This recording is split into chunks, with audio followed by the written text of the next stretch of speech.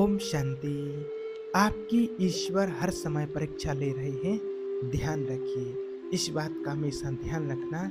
वैसे तो सभी कहते हैं कि भगवान हमें देख रहा है, लेकिन भूल जाते हैं। जब कोई गलत काम करते हैं तब भूल जाते हैं, और अच्छे काम करते हैं तब तो सोचते हैं सभी देख कि हमें भगवान देख रहा है। जब पाठ पूजा कर रहे हैं, कोई अच्छा काम कर रहे तो सब समझते हैं कि हमें भगवान देख रहा है, और जब गलत काम करते हैं तब इस बात को भूल जाते हैं कि भगवान हमें देख रहे हैं। ये बात तो हम जन्म से ही सुनते आए हैं, पहले भी आपने सुन रखी होगी कि भगवान हमें देख रहे हैं। हम भगवान से बहुत कुछ चाहते हैं, और अगर जो नहीं भी चाहता है, जो भगवान से कुछ नहीं मांगते हैं, नहीं चाहते हैं, तो भी उनको मिलेगा, अगर हम उसकी परीक्षा में पास हो जाते हैं तो। अब वो परीक्षा कैसे लेते हैं, आज आपको बताते हैं कि भगवान हमें कैसे देखता है, कैसे चेक करता है। अब क्या है कि लोग समझते हैं, जैसे जब बात आती है कि भगवान हमें देख रहे हैं, तो लोग समझते हैं कि भगवान ऊपर में बैठा है, और ऊपर से बैठे-बैठे कैसे हमें आकर के पास में कैसे देखता है, कैसे देख रहे होंगे कि हाँ, आज ये व्यक्ति क्या कर रहा है, आज ये कहाँ जा रहा है, आज ये क्या कर रहा है। नहीं, देखिए कैसे देखता है, क्या होता है कि आज देखिए ऊपर वाले अगर देखना चाहे, भगवान देखना चाहे, आज दुनिया में इतने सारे लाखों करोड़ों लोग हैं, है ना? करोड़ों की जनसंख्या में हैं, और इतने सारे फिर जीव-जंतु, जानवर, पशु-पक्षी, सब कुछ एक-एक छोटे-छोटे से चींटी, कीड़े भी होते हैं। हर एक चीज़ आप सोचिए। और हालाँकि जानवरों का इतना कर्म नहीं होता है, वो तो कर्म जो इनक्लूड जो सिर्फ़ होता है, जानवरों का जो कर्म होता है, जैसे कुत्ता है, बिल्ली है, गधे हैं, और भी जो भी जानवर हैं, जितने भी हैं, ये सब जो कर्म होते हैं, वो कर्म को भोगने के लिए आते हैं, है ना? और एक होते हैं देवताएँ, देवलोक, सतयुग। सतयुग में क्या होता है कि वहाँ सिर्फ़ जो कर्म किया है पहले, उसकी प्रारब्ध भोगते हैं। जो अच्छे-अच्छे कर्म किए हैं, उसकी प्रारब्ध भोगने के लिए आते हैं, और वो मज़े में रहते हैं, कोई दिक्कत नहीं है। उनको कोई टेंशन वाली नस नहीं होती ऊपर में, ना किसी भी प्रकार की उनको कोई भी टेंशन होती है। वहाँ तो निश्चिंत रहते हैं, ऐसी कोई भी बात वहाँ नहीं होती है। कोई टेंशन वाली चीज़ नहीं होती है कि जिसमें कोई एकदम से टेंशन हो जाए, ऐसा कुछ नहीं होता, सब बढ़िया चलता है। तो एक हो गए हैं देवलोक के देवताएँ सतयुग की, एक होते हैं जानवर की, जो उन्होंने कर्म किए हैं उसको वो भोगने के लिए आते हैं। और अब जो इंसान का शरीर होता है, जो हमें इंसान का जन्म मिला है, ये हम इंसान नए कर्म बनाते हैं, और नए कर्म बनाने के साथ-साथ अपने पुराने जो कर्म होते हैं उनको नया कर्म बनाते हैं, जो हमारे कर्म हैं उनको अच्छा बनाते हैं। जानवर नहीं बना सकते हैं, वो तो भोगो और जाओ, लेकिन इंसान नया कर्म बना सकता है। तो हमें जो लगता है कि भगवान ऊपर से देख रहा है, अब इतने सारे जीव-जंतु हैं, मनुष्य हैं, तो भगवान कहाँ-कहाँ तक ध्यान रखेंगे। तो इसलिए होता क्या है कि देखिए आज दुनिया में कहाँ-कहाँ लोग हैं, कहाँ-कहाँ रह रहे हैं, तो भगवान ने क्या सिस्टम करके रखा है कि समझिए कि भगवान तो आपके अंदर उस परमात्मा का अंश है, और या फिर ये मान लीजिए कि भगवान ने आपके अंदर एक चिप लगा के रखी है। टेक्निकल भाषा में अगर बात करें, अब आप जो कुछ भी कर रहे हैं, पूरे दिन भर में जो कुछ भी कर रहे हैं, वो आपका रिकॉर्ड हो रहा है। जैसे कि चित्रगुप्त के लिए कहा जाता है कि जब यहाँ से कोई मृत्यु हो जाती है किसी की, तो चित्रगुप्त के पास लेखा-जोखा होता है, और वो आपका लेखा-जोखा खोलते हैं कि आपने क्या किया, और फिर उसके हिसाब से आपको अगला जन्म मिलता है, सज़ा मिलती है। तो अब लोग ये समझते हैं कि चित्रगुप्त ऊपर बैठे हुए हैं और वो देख रहे हैं। नहीं, ये सबसे बड़ी भूल होती है जो ऐसा समझते। चित्रगुप्त तो हमारे गुप्त नाम ही है उनका गुप्त, चित्रगुप्त, तो वो गुप्त रूप से हमारे अंदर ही छुपे हैं। अंदर छुपे हैं हर किसी के अंदर गुप्त तरीके से, और आपको पता भी नहीं चलता, और सारे चित्र जो आपके जीवन में चल रहे हैं, जो आप लोगों के साथ चल रहे हैं, अच्छा कर रहे हैं, बुरा कर रहे हैं, भ्रष्टाचार कर रहे हैं, पाप कर रहे हैं, पुण्य कर रहे हैं, क्या कर रहे हैं, क्या नहीं कर रहे हैं, वो सारी चीज़ें छप जाती हैं। वो चित्रगुप्त अंदर बैठे-बैठे लिख रहे हैं, उनको नोट कर रहे हैं, देख रहे हैं एक-एक चीज़ को, और उनके हिसाब से फिर आपको रिटर्न मिलता है। तो जो हम भगवान से माँगते हैं कि हे भगवान मुझे ये दे देना, मुझे ये मिल जाए, तो माँगने से कभी नहीं मिलता है। भले आप भगवान से कभी मत माँगो, बस आप भगवान के सामने जाकर के आप भगवान कृपा ऐसे ही बनाए रखें। लोगों के साथ वैसा ही व्यवहार करें जैसा आपको भगवान से चाहिए। ऐसा ही जैसा हम भगवान से चाहते हैं ना, वैसा ही व्यवहार हमें और दूसरे लोगों से करना है। जब हम वैसा व्यवहार करेंगे तो फिर हमें मिलेगा। एक छोटा-सा उदाहरण आपके लिए बताते हैं। मान लीजिए कि एक घर है और एक घर में सास-बहू रहती हैं। अब जो बहू है वो सुबह भगवान की आरती करती है आधे 1 घंटे तक, और इधर उसकी सासू माँ बुजुर्ग है, बूढ़ी है, वो अच्छे से चल नहीं सकती है, और वो उसको बोल रही है सासू माँ बहू को कि बेटा खाना खिला दो, मेरे को भूख लग रही है। तो बहू क्या कह रही है, अरे चुपचाप थोड़ा बैठ जाओ शांति से, अभी दे रहे हैं खाना, इनकी वजह से पाठ पूजा ही नहीं कर पाते हैं, इनकी वजह से तो कुछ कर ही नहीं पाते हैं, इनको तो बस सुबह से और बस यही काम है, खाना दे दो, ये कर दो, वो कर दो, बस यही काम है। तुमको पता नहीं चला मैं भगवान की पूजा कर रही हूँ, कुछ करने नहीं देते हो, कुछ ढंग से नहीं करने देते हो। और फिर उधर जा कर के आरती घुमा रहे 1-1 घंटे तक, हे लक्ष्मी माता कृपा करना, भंडारे भर देना, भरपूर करना, हे माता, हे बाबा ऐसा करना, वैसा करना।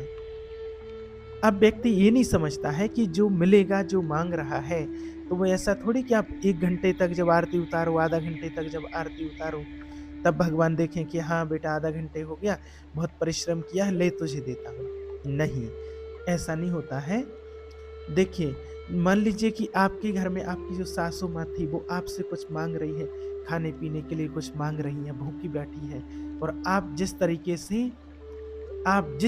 से आप भगवान से माँग रहे हैं, तो समझिए कि उसी तरीके से वो आपसे माँग रहे हैं, क्योंकि आप भी उस टाइम पर कोई माना एक समझिए कि आप भी एक देवता के समान हैं उस टाइम पर, जो कि किसी बूढ़े की अपने की हेल्प कर रहे हैं, मदद कर रहे हैं, तो वो भी कम नहीं होते हैं। आप किस तरीके से दे रहे हैं, कैसा दे रहे हैं, वैसा आपको मिल जाएगा, इस सिस्टम है। तो वो जो आप कर रहे थे ना, कह रहे थे कि अरे बैठे रहो, इनको दिन भर खिलाते रहते हो, बस जब भी देखो इनको भोजन दे दो, खिलाते रहते हो। तो ये सब कुछ रिकॉर्ड हो रहा है, और ये रिकॉर्ड कौन कर रहा है? चित्रगुप्त जो आपके अंदर छुपे हुए हैं, और वो एक-एक चित्र को अंकित कर रहे हैं कि आप किसके साथ क्या कर रहे हैं, कैसा व्यवहार कर रहे हैं, एक-एक चीज़ को देख रहे हैं। और जब भी आपका पर्दा उठ जाएगा, हर हर महादेव कहते हैं ना कई लोग, इधर तो भगवान से मांगते हैं, भगवान हर हर महादेव, राधे कृष्णा, राम जी, भगवान जी ये दे दो, वो दे दो, इधर तो इनसे ये मांग रहे हैं ऐसा। और आप जैसा सामने वाले से व्यवहार कर रहे थे, अपनी सासू माँ से या सास बहू से जैसा व्यवहार कर रहे थे, तो वैसा वो रिकॉर्ड हो रहा, और वैसा ही आपको मिलेगा। आप विथ इंटरेस्ट सहित आपको मिलेगा। इधर आपने आधे घंटे पूजा की, हर हर महादेव, राधे कृष्णा, श्री राम जी, भगवान जी, और उसका फिर कोई मतलब नहीं रह जाता है। आप समझो इस बात को। क्यों? क्योंकि आप वहाँ पर क्या कर रहे हैं, आपका स्वार्थ छिपा हुआ है, भगवान की तरफ भगवान की पूजा में लगे हैं, तो वहाँ आपका स्वार्थ छिपा हुआ है। नहीं, कर्म भी करना पड़ेगा, पूजा करो, लेकिन पूजा इस भाव से करो कि पूजा तो करना है, पूजा के लिए मना नहीं करते, और पूजा इस भाव से करो कि भगवान जी आपने मुझे सब कुछ दिया है, बढ़िया फैमिली परिवार दिया, उसके लिए आपका धन्यवाद। पहले ये पूजा कर्म वाली पूजा, जो आपको कर्म मिला हुआ है, जो माता-पिता की सेवा करनी है, इसलिए कहा जाता है कि कर्म ही पूजा है, कि आप जो कर्म कर रहे हैं, वो ही पूजा। ये भी तो कर्म है ना, ये भी तो पूजा है। ये जो सेवा कर रहे हैं, सबसे बड़ी पूजा होती है। इस बात को याद रखना। आप ऐसा नहीं कर सकते कि आपको ऐसा लगता हो कि हम जब इधर भगवान की पूजा करेंगे, भगवान से ऐसा-ऐसा बोलेंगे, तब शायद मुझे मिलेगा। तो और ये तो दिन भर का ही काम है इनका, रोज़ का ही काम है कि सुबह उठते साथ कहीं चाय दो, कहीं खाना दो, कहीं पानी दो, कहीं कुछ दो, कहीं कुछ दो। तो मान लीजिए कि आप ही उनका सहारा हैं, और जब कोई असहाय हो जाता है और जब उसकी कोई मदद कर देता है, तो वो ये समझो कि वो उसके लिए देवता होता है। जब ऐसी परिस्थिति उसके सामने होती है, तब उसके लिए वो देवता होता है। तो आप उन्हें अगर अच्छा दे देंगे, कुछ नाश्ता बना कर के, शानदार पराठा आदि बना कर के, कोई भी चीज़ उनको खिला देंगे, और आपने सोचा कि चलो थोड़ा-सा और कुछ बना दूँ, गरम-गरम खिला दूँ, इनका हेल्थ ठीक नहीं है, उसके हिसाब से दलिया, खिचड़ी, सब्ज़ी अच्छी कुछ बाज़ार से मँगवा ली, अच्छा कुछ ये दे दूँ, थोड़ी सेवा कर लूँ। जब आपकी ऐसी भावना रहेगी, और जब आप ऐसा करेंगे, तब जा कर के आपको मिलेगा जो आप चाहते थे। आप कोई सत्य बात बताते हैं, या मान लीजिए कि घर में कोई सास है या बहू है, अब मान लीजिए कि वो बहू के लिए सास जो है वो देवता के समान है। उसके लिए देवता के समान है। अगर वो ठीक से बात नहीं कर रही, बहू से बात नहीं कर रही, ऊपर से ताने मारती है, ऐसा नहीं करती है, ऐसा नहीं करती, आ गई है, कहाँ से, कैसे, क्या, और वो एक्सेप्ट करती है कि लोग मेरा सम्मान करें, तो फिर उसका सम्मान कभी नहीं होगा, क्योंकि पहले सम्मान आपको देना पड़ेगा। मतलब हर समय आपकी परीक्षा हो रही है, इस बात के लिए आप ध्यान रखना। कई बार तो क्या होता है, आपने भी देखा होगा, कई घरों में हमने देखा है कि वो गाय माता की फ़ोटो लगाए रहते हैं अपने पूजा घर में, पूजा करते हैं, और गाय वो वाला फ़ोटो लगाते हैं जो गाय के पेट में वो बहुत सारे देवी-देवता हैं और उनकी फ़ोटो लगी है गाय की, और फिर वो उनकी पूजा करते हैं। जब उनकी महापूजा करते हैं, बढ़िया आरती उतारते हैं गाय माता की, और अगरबत्ती लगाते होंगे, उनकी पूजा करते, आरती करते हो, जैसे ही अगरबत्ती लगाई, और जैसे ही अगरबत्ती लगा कर के जैसे ही बाहर जाती हैं, घर के बाहर, गेट के बाहर जाती हैं, उस देखा कि गेट पर एक गाय खड़ी है और एक लकड़ी रख रखी होती है उन्होंने गेट के पास में ही, और जैसे ही गाय को देखा और लकड़ी उठाई और 2-3 लगाई उसने लकड़ी गाय को, वो 2-3 लकड़ी लगाई। अब क्या होता है कि इधर अंदर बड़ी आरती चल रही थी गौ माता की, और अंदर बोल भी रहे थे कि गौ माता की जय हो, गाय माता की जय हो। इधर तो जयकारे कर रहे थे, आरती कर रहे थे, और बड़े भाव से बोलते हैं, और बाहर जब गौ माता मिली तो लकड़ी लेकर के, अरे लो लगो, भगाओ इसको यहाँ से, भगाओ नहीं तो यहाँ ऐसा करेगी वैसा करेगी, और 2-3 उसको बेचारे लगा दिए। और ऐसा होता है, और प्रैक्टिकल में हमने देखा है, एक व्यक्ति था वो रास्ते में गाय को चारा खिलाता था, उसका रोज का काम था, जहाँ उसको जाए गाय मिल जाए तो उसको चारा खरीद करके खिलाता था। तो एक जगह गाय दिख गई, भूखी थी बेचारी एकदम, तो उसने चारा खरीदा और उसको वहीं पर गली में खिलाने लगा। अब जैसे ही उस व्यक्ति ने वहाँ चारा डाला गाय को खिलाने के लिए, तो अंदर से एक महिला निकल के आई और कहती, अरे ये क्या कर रहे हो यहाँ पर? तो उन्होंने पूछा, क्या होगा बहन जी, क्या हो गया? बोले, अरे आपको खिलाना हो तो आप अपने घर ले जाओ, और अपने घर जा कर के ले जाओ इस गाय को खिलाना। यहाँ फिर आप खिला के चले जाओगे, गाय यहीं बैठेगी, हमको परेशान करेगी, हमको ऐसा वैसा, दुनिया भर की बातें ऐसे बोलने लगी। अब जो वो लेडीज़ हैं, वो जो वो माताजी थीं, तो वो क्या है, सुबह या शाम तो ज़रूर पूजा करती होंगी, कभी न कभी तो पूजा करती होंगी, उन्होंने आरती लगाई होगी भगवान को, और कहेंगे कि अरे भगवान, मेरी ज़िंदगी में मुझे सब कुछ अच्छा देना, बढ़िया देना, सब आपका ही आशीर्वाद है। तो जब देखिए, वो गाय थी और उसके साथ आपने कैसा व्यवहार किया, और एक तो खुद नहीं आपने खिलाया, और दूसरा सामने वाला जो खिला रहा था, उसको भी आपने खिलाने नहीं दिया, उससे भी आपको परेशानी हो रही है। तो वैसे ही भगवान को भी परेशानी होगी कि आप, तुम दूर रहो भैया। और जब आप अगरबत्ती लगाते हो ना, तो बड़े भाव से, चाव से, लेकिन भगवान देखता है, अरे ये कौन आ गया है, कौन आ गई है, कल ही तो ऐसा बोल रही थी, है ना? तो जो आप दे रहे हैं वो आपको रिटर्न में मिल रहा है, इसलिए आपकी हर वक्त आपकी परीक्षा हो रही है, इस बात को ध्यान रखना। और जब सुबह-सुबह आप उठते हैं, तो अगर आपके घर के सामने कोई गाय आ जाती है, सुबह-सुबह कुछ रोटी पड़ी हो तो उसको खिला दो, कुछ भी रखा हो तो खिला दो, नहीं खिला पा रहे हैं, इतनी रोटी नहीं, व्यवस्था नहीं, तो उसको प्यार से पुचकारते हुए आप आगे भेज दो उसको। अगर आप नहीं खिला पा रहे हैं, लेकिन उसको मारो नहीं बेचारी, वो तो अनजान है, वो थोड़ी समझती है, लेकिन कई लोग इतने ऐसे-ऐसे मारते हैं गाय को लकड़ी लेकर के, तो बिना वजह के 2-4 लकड़ी मार देंगे। ऐसे करते हैं लोग, आपने भी देखा होगा, लेकिन फिर उनके साथ भी वैसा ही होगा जैसे उन्होंने उस गाय माता के साथ किया है ना? फिर क्या होता है, ऐसा कोई उनके परिवार में आ जाएगा, कोई बहू-बेटा कोई आ जाएगा, जब वो बूढ़े हो जाएँगे, हाथ-पैर नहीं चलेंगे, तब उनको भी मार पड़ेगी। तो ये हर चीज़ रिटर्न आती है और रिटर्न आएगी।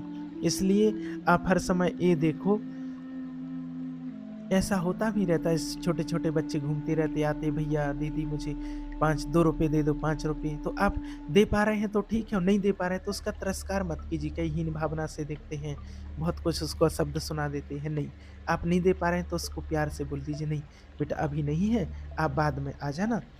तो कई बार तो लोग उसको, बच्चे को भी बहुत ज़ोर-ज़ोर से चिल्ला देते हैं, और छोटे बच्चे को, अब वो तो अनजान है, वो तो कुछ जानता नहीं है, और ऐसे ही कुछ भी बोलते रहते हैं। तो ऐसे चिल्लाना नहीं चाहिए। आपकी सुबह से शाम तक जो आपके संपर्क में लोग आ रहे हैं, आपके घर में हैं, आप बाहर ऑफ़िस में जाते हैं, तो समझिए कि आपकी परीक्षा हर समय हो रही है। कई बार क्या होता है जब हम घर कई लोगों को कुछ भी नहीं समझते हैं, कह रहे ये तो कुछ नहीं है, तो उसका रोज़ का ही काम है, अरे ये तो इसका नाटक है और ये तो ऐसे करते ही रहता है। ये तो ऐसा ही है, नाटक करता है, ये करता है, वो करता है। आप उसमें समझिए कि इसके अंदर भी परमात्मा का अंश है, ये भी एक आत्मा परमात्मा की संतान है। आप भगवान की पूजा 1 मिनट कर दो, एक बार आप अगरबत्ती घुमा दो और घुमा के लगा दो, बाकी घर में जो भी लोग हैं, तो आप उनमें भगवान की संतान उनको समझना शुरू कर दो और आप उनकी जो भी है सेवा जो आपको मिली हुई है उसको अच्छे से ज़िम्मेवारी से सँभालो, भगवान की सेवा समझ कर के करो, तो आपको इतना मिलेगा कि आप सँभाल भी नहीं पाओगे।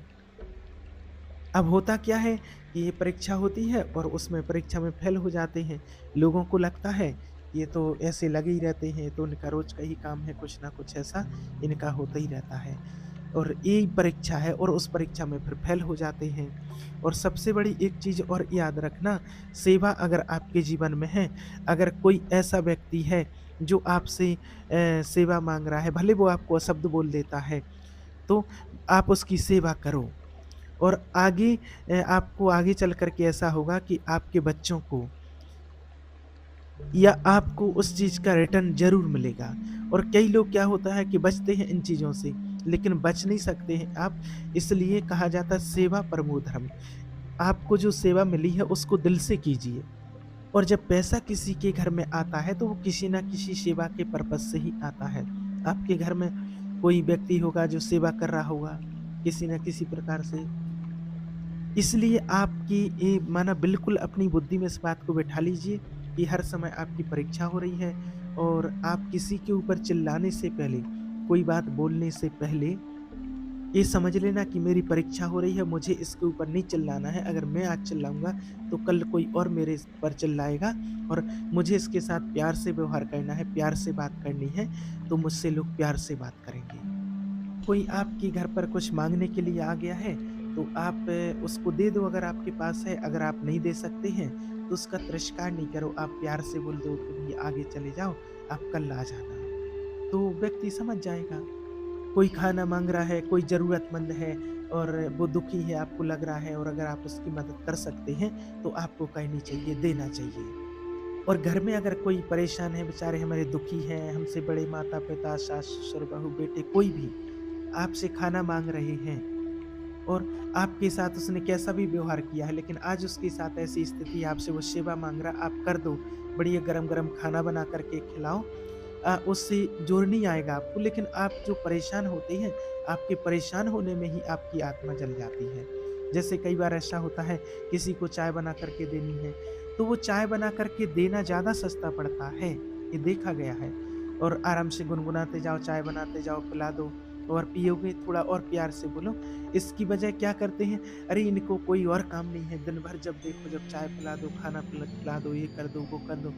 आप फिर इससे और ज़्यादा परेशान हो जाते और वो क्लेश फिर पूरा दिन चलता रहेगा आपके दिमाग में, क्योंकि वैसे ही दिख रहा है, अभी शुरुआत हुई है। क्योंकि आपको लग रहा है कि ये फिर से खाना माँगेगा, फिर से चाय माँगेगा शाम को, फिर बोलेगा। इसलिए ये सब कुछ आपका रिकॉर्ड हो रहा है, जो आप दे रहे हैं वो आपको मिल रहा है और आप चाहें तो बहुत कम समय में आप अपना जीवन एकदम बदल सकते हैं। बस ये ध्यान रखना है, आज से हमें किसी का मन नहीं दुखाना है, दिल नहीं दुखाना है, किसी के ऊपर भी चिल्लाना नहीं है, जहाँ सेवा बने वहाँ करनी है। और जहाँ आपको जो सेवा मिली हुई है वहाँ आपको देना शुरू कीजिए और हमेशा याद रखिए कि आपकी हर समय परीक्षा हो रही है, भगवान आपको देख रहे हैं। इस भाव से जब आप अपने जीवन में चलेंगे तो आपके घर में शांति रहेगी और आपको भी बहुत शांति की अनुभूति होगी। ओम शांति।